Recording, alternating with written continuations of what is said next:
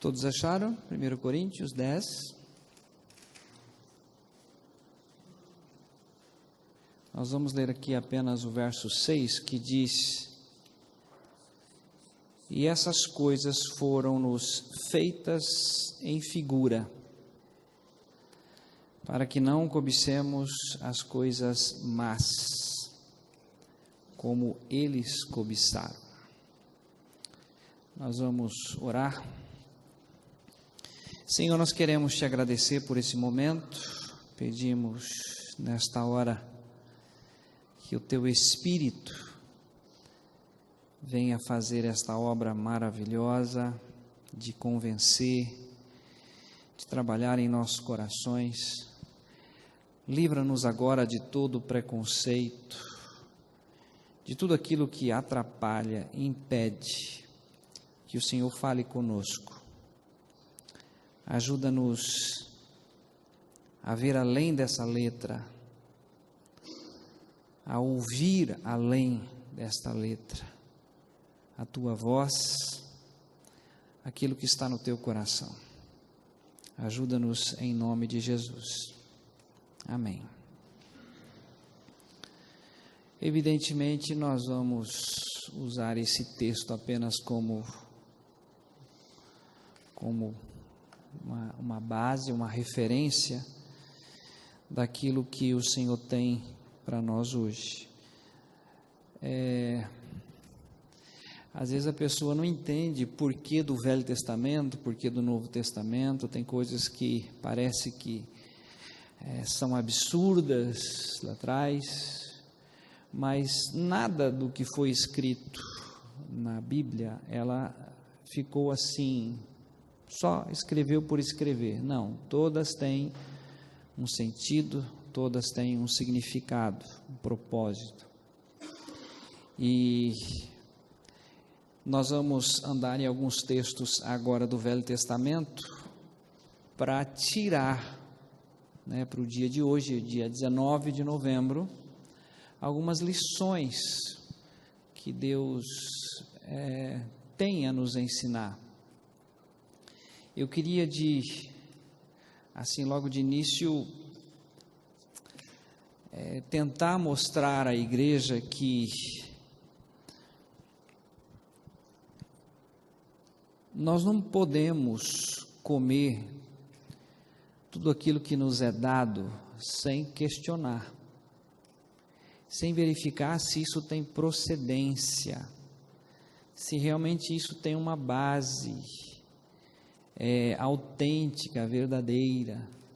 Nós vivemos um momento de muitas informações, vivemos um momento de muitas pregações. Hoje todos os assuntos, você entra na internet e você às vezes toma algo como verdade, mas aquele site não é confiável, aquela mensagem não é confiável, ou seja, não tem um parâmetro para avaliar as coisas. Então eu queria que você tivesse em mente o seguinte: o nosso parâmetro é a palavra de Deus. Enquanto você não conhecer a palavra de Deus, você está sujeito a errar, a ser enganado. Tem um ditado que diz: comer gato por lebre, Servem à mesa, parece que é tudo maravilhoso, mas na verdade não é. Então a Bíblia ainda continua sendo a nossa regra de fé e prática. O nosso parâmetro é a Escritura. Já disse aqui várias vezes, mas o pastor Antônio Abuchain, o velho falecido, ele lia o livro no ônibus, aí eu Eucaturi indo para Rondônia, eu e ele, ônibus sem ar-condicionado, aqueles ônibus ainda em que o calor adentrava o banheiro. Depois de viajar de Londrina a Porto Velho, aquele banheiro era impossível. Eu e ele lendo o livro na rodovia, e aí eu lendo o livro e achando aquilo maravilhoso, e aí ele dizia assim: isso aqui é mentira. E eu não conseguia ver essa mentira. E ele disse para mim: nunca leia livros sem antes ter conhecimento da palavra, porque os livros, eles enganam a gente. Os livros vêm misturado com a ideia do autor. E se a ideia do autor é errada, você corre o risco de errar com ele. Então, Bíblia é algo fundamental, é algo necessário. Tudo que nós precisamos para o nosso dia a dia está escrito na palavra de Deus. E se você ter como parâmetro esta palavra, você vai ver que você vai estar livre de muitas coisas, ok?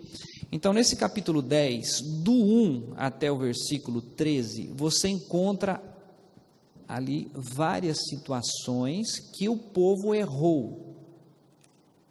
Apesar de andar com Moisés, apesar de ser batizado na nuvem conforme Moisés, apesar de estar junto com Moisés, mas esse povo ainda, eles erraram em muitas coisas. Então Deus está chamando a atenção para nós, para olhar isto para o passado, para estarmos atentos à palavra de Deus. E uma das coisas que nós vamos andar hoje está em 1 Samuel capítulo 16. Samuel capítulo 16.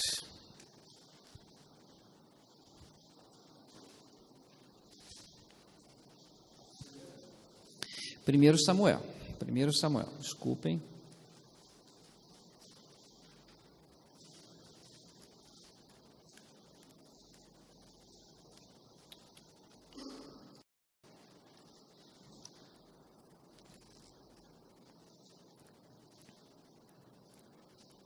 Todos acharam 1 Samuel 16?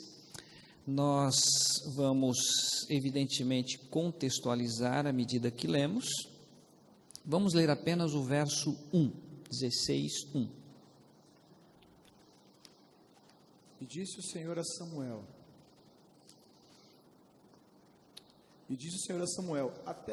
até quando terás pena de Saul, havendo-o rejeitado para que não reine sobre Israel? Enche um chifre de azeite e vem, enviar-te-ei a Jessé, o belemita, porque dentre os seus filhos me provide um rei. Muito bem, quem não conhece nada de Bíblia agora deve estar mais perdido do que cego em tiroteio. Alguém já ouviu essa expressão? Quem não tem nenhum conhecimento da palavra aqui está totalmente perdido. Vamos primeiro tentar contextualizar. Quem é Samuel? Quem foi Samuel?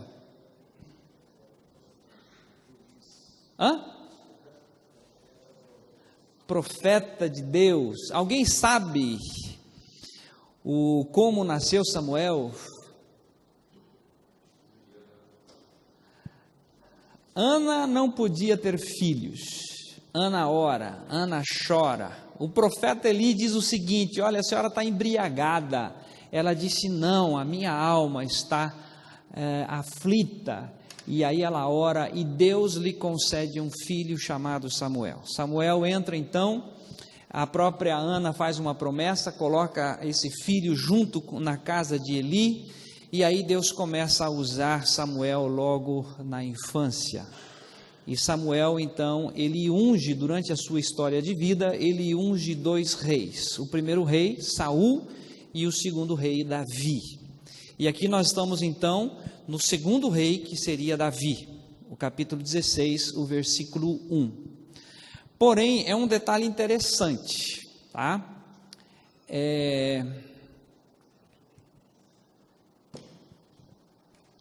Nós criamos vínculo facilmente com as pessoas.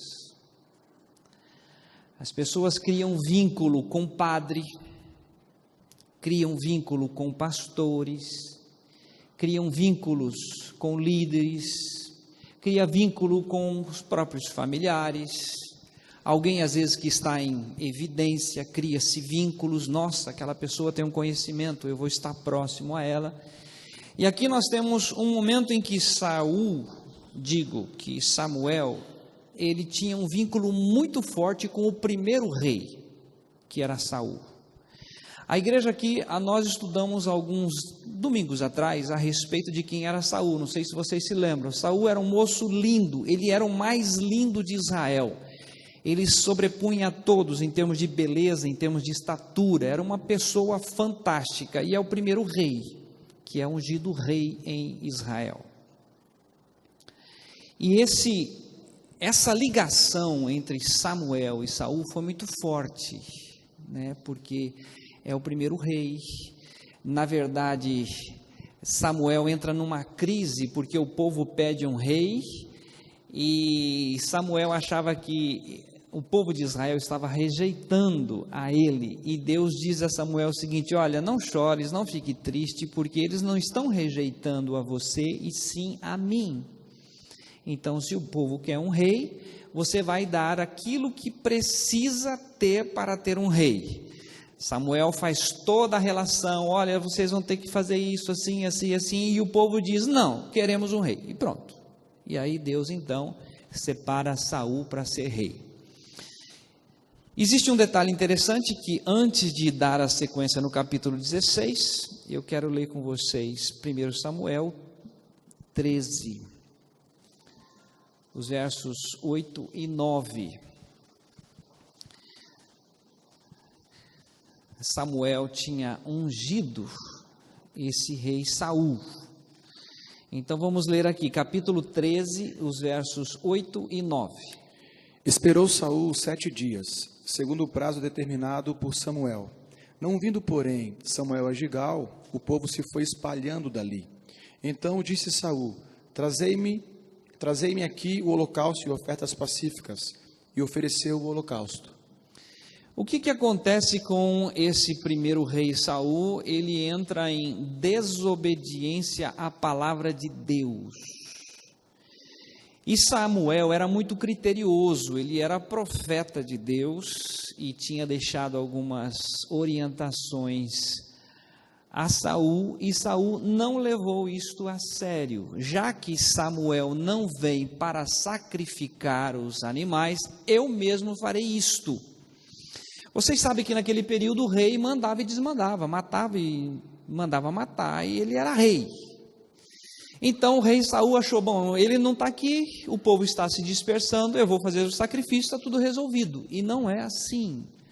As coisas de Deus, as coisas que Deus diz, sempre tem o aval dele. É assim que deve ser feito, não pode alterar, nenhuma vírgula, nenhum tio, não tira, não acrescenta. É assim como eu disse.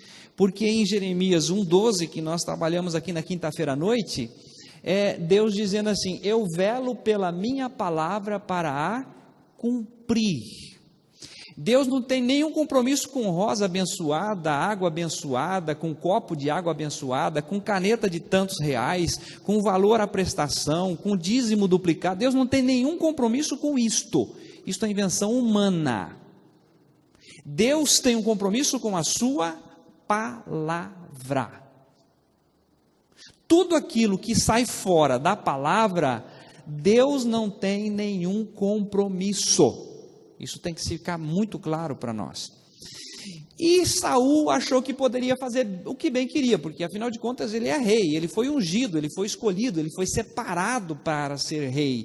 E essa primeira atitude então de Saul desgostou profundamente o coração do Senhor Deus, e evidentemente atinge Samuel, e Samuel, através da orientação de Deus, vai falar com Saul a este respeito. Então nós temos aqui ainda em 1 Samuel, capítulo 13, aliás, capítulo 15 agora, vou pular.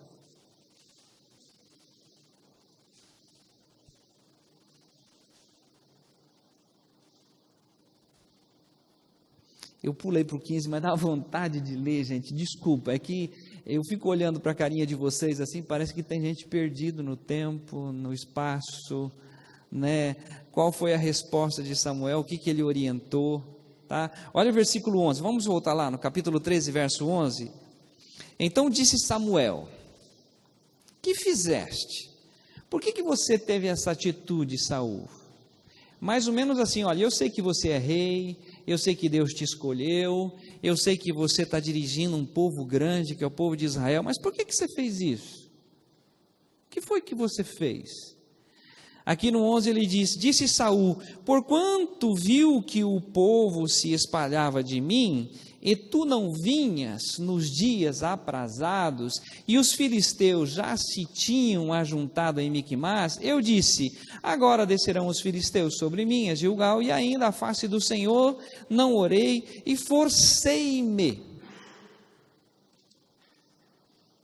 Olha só a palavra dele, e forcei-me e ofereci holocaustos. Ou seja, é um rei que não sabe esperar o momento de Deus, a hora de Deus, o controle de Deus. Deus nunca perdeu o controle de nada, absolutamente nada. Nós percebemos isto na história claramente. Deus nunca perdeu o controle, mas ele teve essa atitude. Agora sim, nós vamos para o 15. 1 Samuel 15, o versículo 3.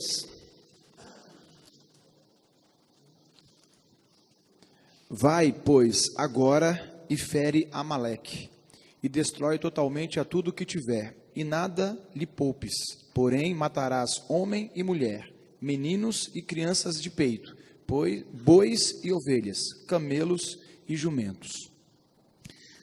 Aqui vem uma outra palavra de Deus a Samuel para dar ordem ao rei Saul. Olha, você agora vai fazer isto, porque isto aqui é algo que precisa ser feito.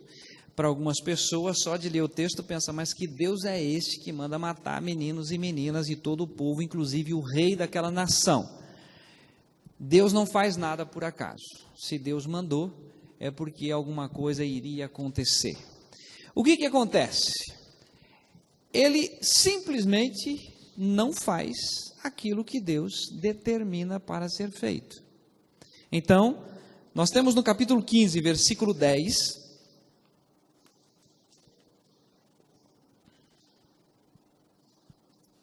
então veio a palavra do Senhor a Samuel dizendo, arrependo-me de haver posto a Saul como rei, porquanto deixou de me seguir e não executou as minhas palavras. Então Samuel se contristou e toda a noite clamou ao Senhor. Então vamos trazer isso para a nossa realidade. Se um pastor, ou presbítero, ou padre, ou líder religioso, não está disposto a levar a palavra de Deus como ela é, o que Deus faz? Rejeita. Não pode. Estão ensinando uma coisa errada. Agora, como é que o povo vai saber se esse líder está certo ou está errado? Conhecendo a palavra. E se esse povo não conhece a palavra? Aí lascou-se. Você lembra do profeta Oséias, não lembra? O meu povo está sendo destruído. Por quê? Porque lhe falta o conhecimento. Por quê? Porque tu, sacerdote, rejeitaste o conhecimento, eu também te rejeitarei. Então, o que nós percebemos? Que Deus já tem rejeitado muitos líderes durante a história, mas o povo que não conhece a palavra continua andando com esses líderes, porque a importância não está na palavra, a importância está naquilo que o líder está ensinando, e isto é um problema seríssimo, porque a pessoa hoje, a nação, ou a maioria daqueles que estão envolvidos com uma religião não tem o conhecimento da Bíblia, e tudo que o padre, ou o pastor, ou o presbítero fala é lei. Estão comendo algo sem avaliar que comida é esta. Gente, isso faz um estrago terrível. O povo estava andando com Saul, ele era rei, e se o rei está falando, está certo, sem considerar o certo e o errado. Isso aconteceu na história com Elias. Vocês estão lembrados? O rei Acabe casa-se com quem? Lembra? Jezabel. O que Jezabel traz no meio do povo de Israel? Adoração a Baal. Vamos construir templos a Baal. E ali fizeram vários profetas de Baal. E aí nós temos uma nação voltada para Baal. Vem um período de seca, um período terrível na história de Israel. Deus levanta esse moço chamado Elias. Elias se revolta, chama Acabe, conversa com ele e diz: olha, nós vamos fazer o seguinte, se Deus é Deus, nós vamos fazer esse teste hoje. Vem 450 profetas de Baal, faz-se ali dois templos, 2 momentos, 2 altares. Se o Senhor é Deus, vai ter aqui uma coisa hoje fantástica. Vocês vão clamar pelo Deus Baal e eu vou clamar pelo Senhor. E aí nós conhecemos a história, né? Os profetas de Baal, os 450 clamam, oferecem, fazem aquele estardalhaço. Elias até brinca, escuta, ele deve estar dormindo, foi viajar, deve estar atendendo alguém, ele não pode atender agora. E aí nada acontece. E quando Elias ora, Deus derrama o seu fogo, destrói o altar, e aí a nação volta a reconhecer: só o Senhor é Deus, só o Senhor é Deus, só o Senhor é Deus. Mas o fato é que, enquanto a pessoa não tem conhecimento da palavra, facilmente ele é enganado. E aí você olha de fora e diz assim: mas como pode ser enganado com tamanha facilidade? Por uma única razão: não conhece Bíblia, não conhece as Escrituras, não estão fazendo como os bereanos.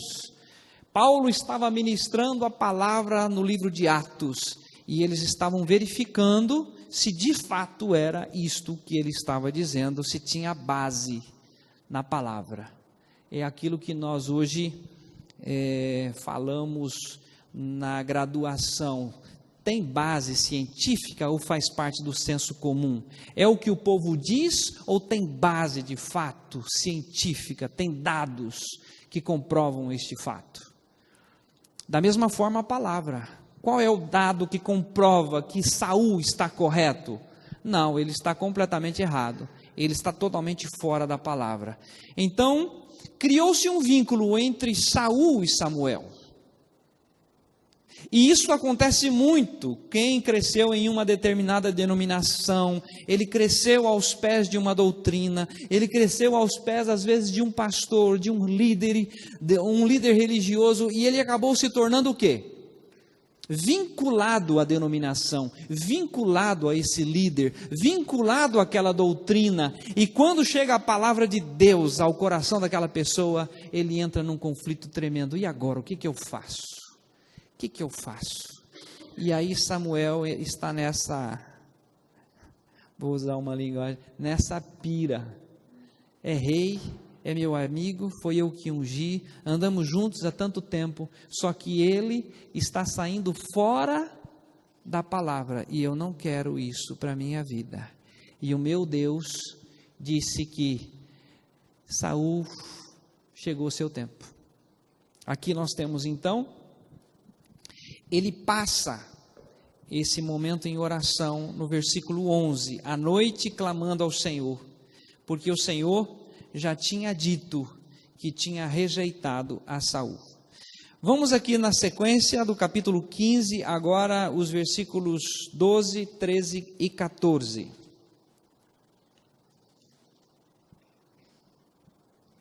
Madrugou Samuel para encontrar a Saul pela manhã, e anunciou-se aquele. Já chegou Saul ao Carmelo, e eis que levantou para si um monumento, e dando volta passou e desceu a Gigal. Veio, pois, Samuel a Saul, e esse lhe disse: bendito sejas tu do Senhor, executei as palavras do Senhor. Então disse Samuel: que balido, pois, de ovelhas é este nos meus ouvidos, e o mugido dos bois que ouço? aqui dá vontade de ler tudo, né? Dá vontade de ler tudo, mas o nosso tempo não vai permitir ler tudo isso aqui. O fato é que Deus manda matar, Deus manda destruir todos os animais, e acontece que Saul tem a seguinte palavra, no versículo 13 ele termina assim, ó. Bendito sejas tu do Senhor, executei a palavra do Senhor. Saul diz assim, eu executei a palavra do Senhor. E é mentira. Ele está mentindo. Você já ouviu aquela frase que político mente tanto que ele próprio acredita na sua mentira? Saul está fazendo exatamente isso. Deus disse uma coisa, ele fez outra, e ele está dizendo, executei a palavra do Senhor. Aí Samuel, que não é bobo, diz assim, escuta, que balido é esse que eu ouço de ovelhas? Se Deus mandou matar tudo, o que é isso que eu estou ouvindo? Aí o mentiroso, ele sempre tem um jeito, né? Mentiroso é um negócio terrível. Olha o versículo 15 que você ia ler, vamos ler. E respondeu Saul, de Amaleque os trouxeram, porque o povo poupou o melhor das ovelhas e dos bois, para o sacrificar ao Senhor teu Deus. O resto, porém, destruímos totalmente. Olha só, olha o que ele inventa. De Amaleque os trouxeram. Não fui eu que trouxe. Eu sou rei, eu determino, eu mando, mas não fui eu que determinei isso. O povo trouxe, eles que trouxeram estes animais. Aí ele continua aqui ainda dizendo, para oferecer ao Senhor, mas o Senhor não pediu nada, o Senhor pediu para que fosse destruído,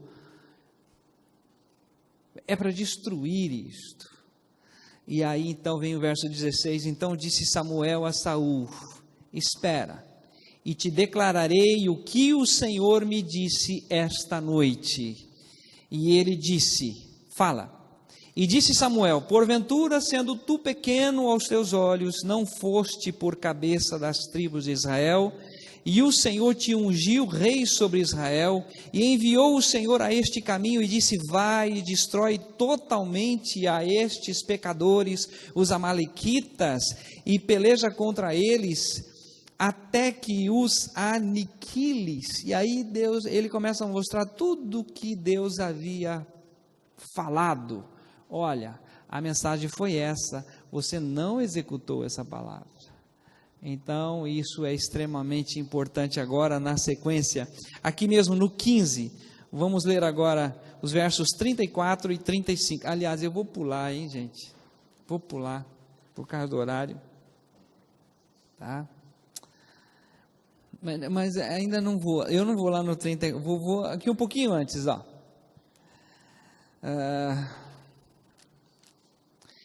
Versículo 28. Então Samuel lhe disse, o Senhor rasgou hoje de ti o reino de Israel e o deu ao teu próximo, que é melhor do que tu. Aí Deus começa então a mostrar que, olha, até aqui você foi bem, a partir de agora não vai dar mais. Não está mais no meu coração o rei Saul. Por quê? Porque o critério, gente, de Deus é o seguinte, é a minha palavra. Você pode ser bonzinho com a sociedade, você pode ser maravilhoso, mas o meu compromisso é com a minha palavra. E Saul foi rejeitado diante do Senhor. Só que, capítulo agora 15, os versículos 34 e 35, Samuel criou um vínculo muito forte com Saul. Então Samuel se foi a Ramá, e Saul subiu à sua casa a Gibeá de Saul.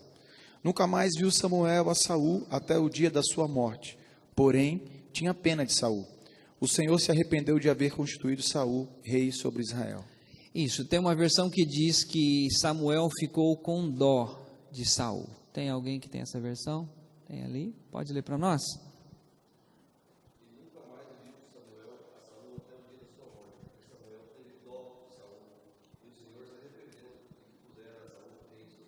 Isso. Eu não sei se você já passou por isso, mas você começa a frequentar às vezes uma comunidade, um grupo, e você vê que aquilo que está sendo ensinado não condiz com a palavra. E você reluta, você pensa, você fica com dó, e você não quer desvincular. Por quê?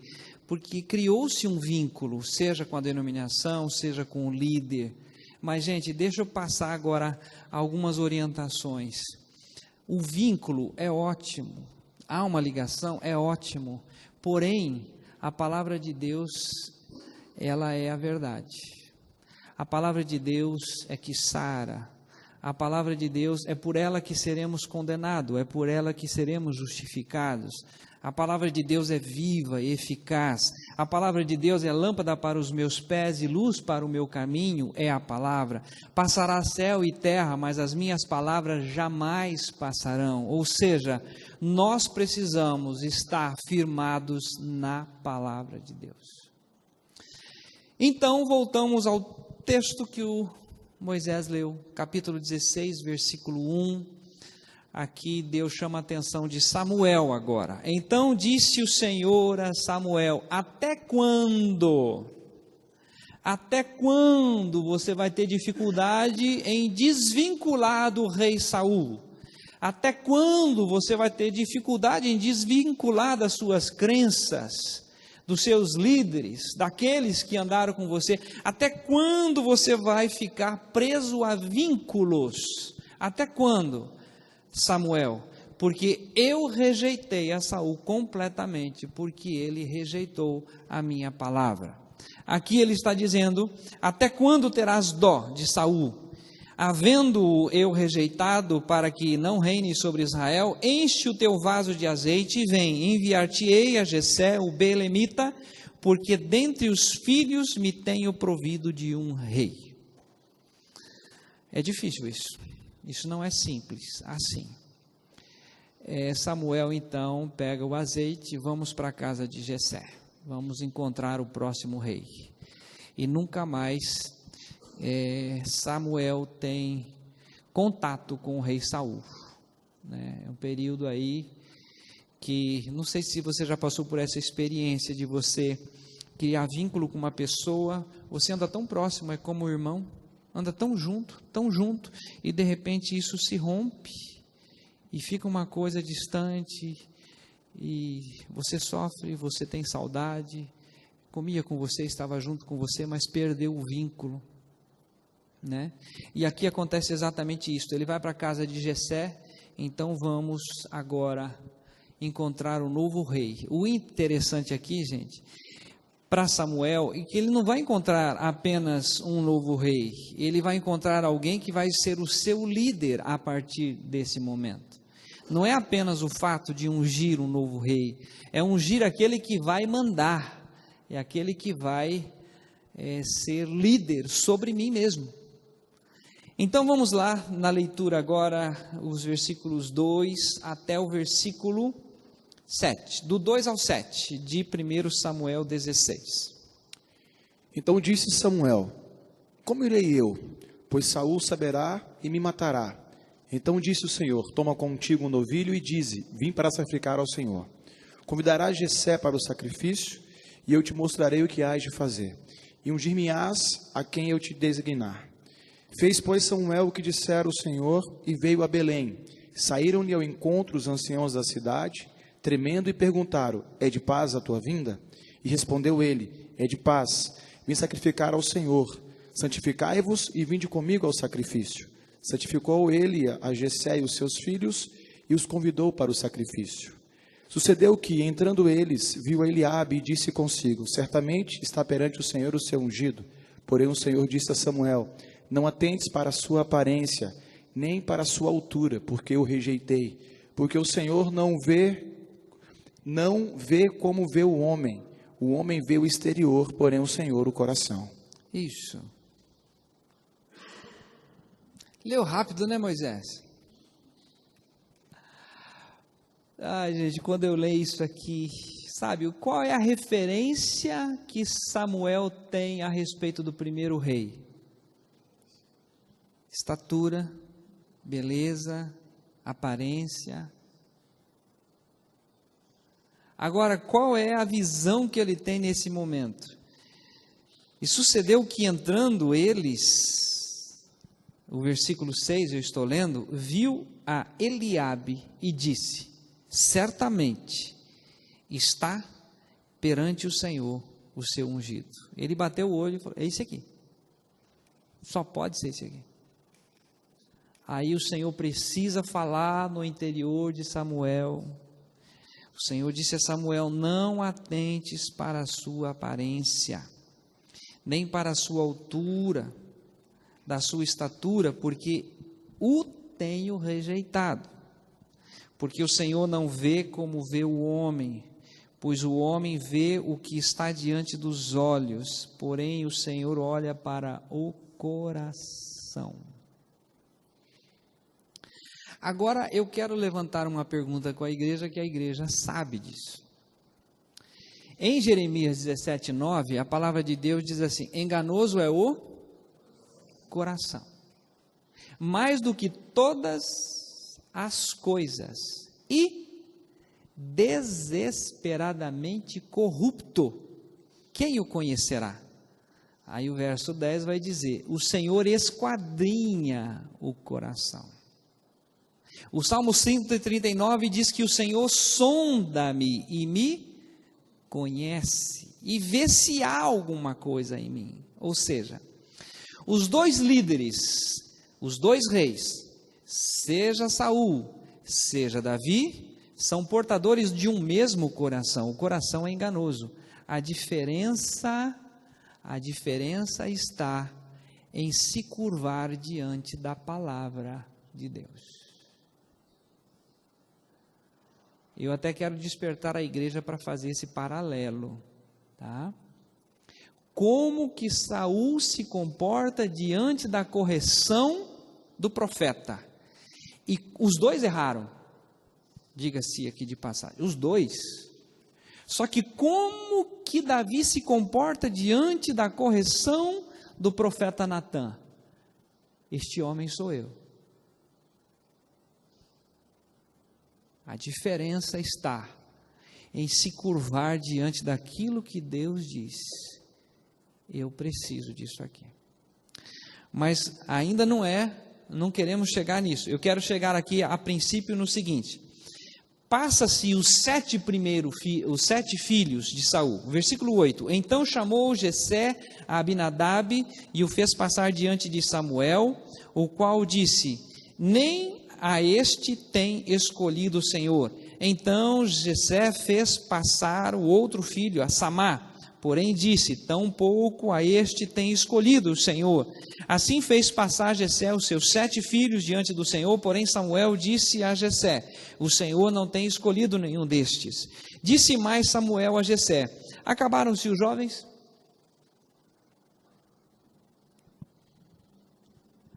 Deixa eu trazer isso para o dia 19 de novembro. Trazer para hoje. A pessoa, quando começa de ser despertado pelo Senhor atrás da verdade, gente, eu preciso da verdade, eu estou cansado da religião, essa religião não me preenche, falta paz, falta alegria. Aí a pessoa então começa a procurar a igreja, começa a procurar líderes. Esse aqui. Aí ele anda um tempo, não, esse aqui, não é bem esse ainda. Não está batendo ainda, né? Esse Eliabe não é Eliabe. Aí ele vai para o outro, Samar. Aí lá para um outro lugar e diz: pera lá, esse aqui, eu acho que é esse aqui. E aí ele começa uma nova caminhada. Não, pera lá, não é isso aqui ainda. Aí ele fica zanzando, ele não sabe. Ele está em busca do quê? Ele está em busca da palavra. Porque se você conhece um pouquinho das Escrituras, você vai ver que tem o profeta Amós. Irão do Oriente ao Ocidente procurando o quê? A verdade, procurando a palavra, e não a encontrarão. Eles não encontram a palavra, eles não encontram a verdade, eles ficam procurando. O que as pessoas estão procurando? A verdade, há uma necessidade da verdade. E aí, Samuel não quer errar pela segunda vez. Deixa passar os 7. eu acho que surge uma dúvida no coração de Samuel. Acabaram-se os filhos, mas nenhum houve paz no meu coração. Acabaram-se? Não, não acabou. Olha o texto. E disse, ainda falta um menor. Eu estou no 11. E eis que apacenta as ovelhas. Disse, pois, Samuel a Jessé, envia e manda-o chamar, porque não nos assentaremos em roda da mesa até que ele venha aqui. Então mandou em busca dele e o trouxe, e era ruivo e formoso de semblante e de boa presença, e disse o Senhor, levanta-te e unge-o, porque este mesmo é. Então Samuel tomou o vaso do azeite e ungiu no meio dos seus irmãos, e desde aquele dia em diante o Espírito do Senhor se apoderou de Davi. Então Samuel se levantou e se tornou a Ramá. Quem é o novo rei? Davi. Separado pelo Senhor, assim como, gente, isso é lindo. Assim como Deus usou de graça, de misericórdia com Saul, escolhendo, separando, ungindo, derramando o seu espírito sobre Saul, da mesma forma Deus escolhe Davi, derrama o seu espírito, unge a Davi como rei. Qual a diferença dos dois? A diferença é um que, desde que começou a errar, ele se justifica, ele diz que é o povo, não foi ele, até o momento em que ele vai em busca de uma profetisa, de uma mulher que ele queria saber coisas e coisas terríveis, mas ele não se rende, ele não admite o seu erro, até o momento em que isso é terrível de dizer, mas eu preciso dizer. 1 Samuel, capítulo 31, os versículos 4 e 5.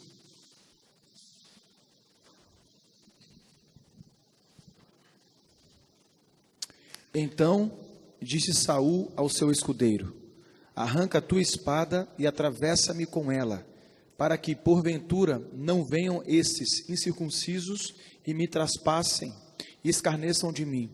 Porém, o seu escudeiro não o quis, porque temia muito. Então Saul tomou da espada e se lançou sobre ela. Vendo, pois, o seu escudeiro que Saul já era morto, também ele se lançou sobre a sua espada e morreu com ele. A possibilidade de ser cheio do Espírito, de ser rei sobre Israel, de ter tudo, aí o exemplo que ele deixa é que não vale a pena viver, mas eu não me arrependo, eu prefiro a morte. E ele aqui tem essa atitude, e o seu homem de guerra tem a mesma atitude, diferentemente de Davi. Davi erra, Davi comete adultério, Davi manda matar, Davi tem uma situação que ele mesmo se reconhece culpado, ele entra numa crise, ele diz, eu sou esse homem, ele se arrepende. E agora nós vamos para o capítulo 51 dos Salmos, para que nós possamos enxergar uma coisa maravilhosa nessa manhã. O livro de Salmos, capítulo 51.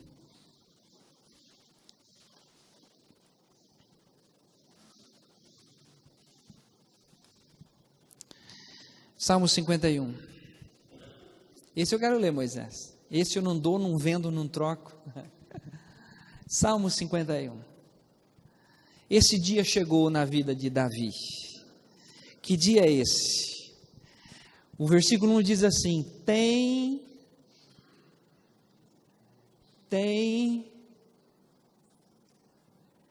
o quê?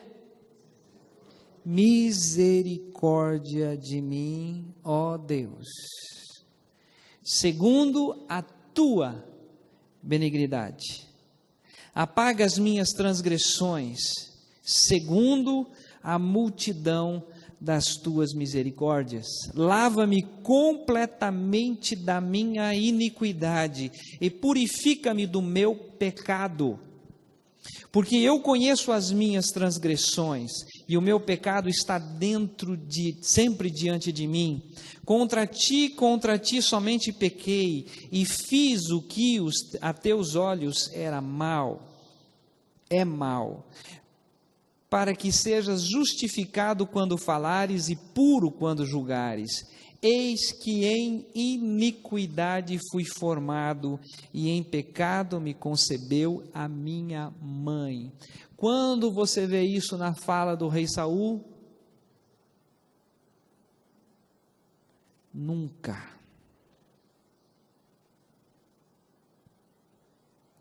Gente, líder erra, mas líder se arrepende. Líder encontra misericórdia. Pedro disse assim: de modo nenhum te negarei. E negou. Jesus disse a ele: antes que o galo cante 3 vezes me negarás. Ele disse isso e todos os discípulos disseram o mesmo. E na cruz, quando Jesus passando por aqueles momentos difíceis, Pedro nega uma vez, Pedro nega 2 vezes, Pedro nega 3 vezes. E Jesus olha para Pedro. Pedro olha para Jesus, encontra no olhar de Jesus misericórdia. Assim como Saul, Davi também erra. Davi manda matar, Davi comete adultério, mas ele pede por misericórdia, ele clama por misericórdia. E aqui ele reconhece no versículo 5: eu nasci em pecado, eu nasci em iniquidade, e em pecado me concebeu a minha mãe.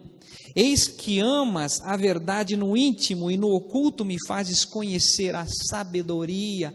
Ou seja, Deus sabe da nossa fraqueza, da nossa limitação, Ele sabe que eu não tenho condições de me manter em pé, mas a misericórdia de Deus entra em mim, a verdade dele entra em mim e é capaz de fazer uma obra que eu não posso fazer.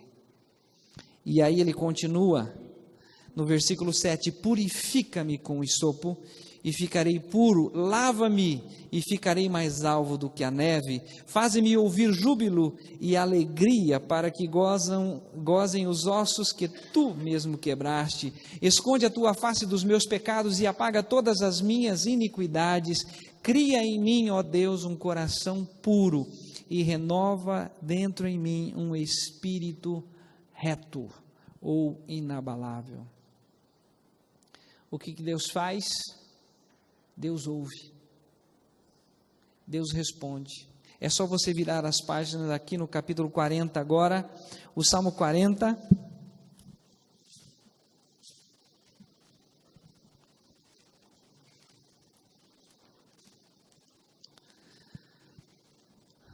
Versículos 1, 2 e 3. Salmo 40, 1, 2 e 3.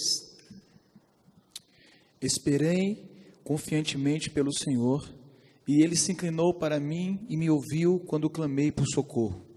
Tirou-me de um poço de perdição, de um tremedal de lama, colocou-me os pés sobre uma rocha e me firmou os passos. E me pôs nos lábios um novo cântico, um hino de louvor ao nosso Deus. Muitos verão essas coisas, temerão e confiarão no Senhor. Aleluia. Não há nenhum problema em você reconhecer que você é pecador, que você está em busca da verdade, que você quer a libertação de fato. E somente quem pode fazer isso é Deus, não é igreja, não é denominação, não é pastor, não é líder. Somente Deus cabe fazer isto. E todo aquele que está em busca, às vezes, de um líder da família de Jessé, seja Samá, seja Eliabe, seja o próprio Saul, seja Davi, nós não encontramos em ninguém, nós encontramos onde? Em Deus e na sua palavra, porque Ele é que opera isto. O último texto, estou vendo gente com fome, com sono, querendo ir para casa, o Salmo 103, onde nós encontramos esta plena revelação de que Deus conhece você, Deus conhece a sua essência, e Deus tem misericórdia. Salmo 103, olha só que coisa rica, versículos 1, 2, 3. Bendize a minha alma ao Senhor, e tudo que há em mim, bendiga o seu santo nome. Bendize a minha alma ao Senhor, e não te esqueças de nenhum de seus benefícios. Ele é quem perdoa todas as tuas iniquidades e quem sara todas as suas enfermidades. Muito bem, olha só o versículo 3, eu quero reforçar isto. É Ele. É Ele. Eu não sei se na sua versão começa assim, na minha começa assim. É Ele. É Ele que perdoa todas as tuas iniquidades. É Ele. Não é pastor, não é presbítero, não é rei, não é rainha. Não é santo, não é fulano, não é ciclano. É Ele que perdoa. É Ele que perdoa. É Ele que perdoa todas as tuas iniquidades. E ainda sara todas as tuas enfermidades. Ele sara. O versículo 4 diz: quem redime a tua alma da perdição e te coroa de benignidade e de misericórdia. Qual a diferença para Saul? A diferença de Davi é que Davi erra, mas ele vai em Deus e clama por misericórdia. Você vê isso claramente em duas pessoas. Judas também se arrepende, também vai lá diante do trono, devolve as moedas, mas não há no seu coração lugar de chegar diante de Deus e diz assim: perdoa-me. Ele se enforca.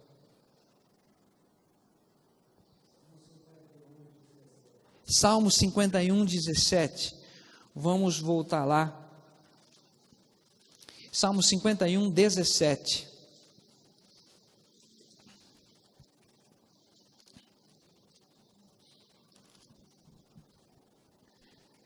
Sacrifícios agradáveis a Deus são o espírito quebrantado, coração compungido e contrito, não desprezas, ó Deus.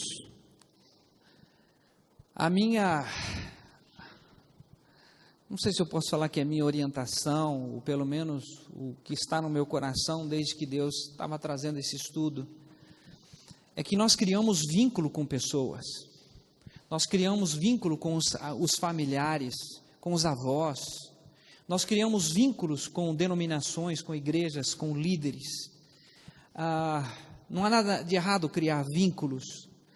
O que é errado é você estar vendo o erro, ou você está vendo que não condiz com a palavra, e você, por causa do vínculo, rejeitar a palavra. Eu quero despertar a igreja, eu quero despertar as pessoas para que você se curve diante de Deus. Não estou falando para você quebrar vínculo com pessoas, com os seus líderes, mas eu estou querendo pedir para que você tenha diante de Deus esse coração contrito e quebrantado. Senhor, eu estou vendo isso que está errado, mas eu não quero permanecer no erro. Eu quero a Tua palavra, eu quero a Tua verdade, eu quero ser curado, eu quero ser sarado. Saul, ele não conseguiu lidar com a sua dificuldade, ele tira a própria vida. Davi também vê, também sofre, também tem esses momentos, mas ele chega diante de Deus e diz: Deus, tem misericórdia de mim. O último texto, que está no Salmo 103, nós fomos até o verso 4. O último texto é o Salmo 103, o versículo, a partir do verso 10, ele diz assim: não nos tratou segundo os nossos pecados, nem nos retribuiu segundo as nossas iniquidades. Pois quanto o céu está elevado acima da terra, assim é grande a sua misericórdia para com os que o temem. Quanto está longe o oriente do ocidente, assim afasta de nós as nossas transgressões. Como um pai se compadece de seus filhos, assim o Senhor se compadece daqueles que o temem, pois Ele conhece a minha, a sua, a nossa estrutura. Lembra-se de que somos pó. Ou seja, eu não quero destruir você. Eu só quero que você reconheça que eu é que posso sarar, curar você completamente. Não é a religião, não é o seu líder, sou eu, o Senhor Deus. Amém? Como é que ele faz isso? De repente, domingo que vem a gente fala. Fazer igual a novela da Globo. Não, na próxima semana, na segunda-feira, né, você vai ter o final dessa novela. Não, aqui não é novela, aqui é a graça de Deus se manifestando, porque só Ele é que perdoa, só Ele é que sara. Amém?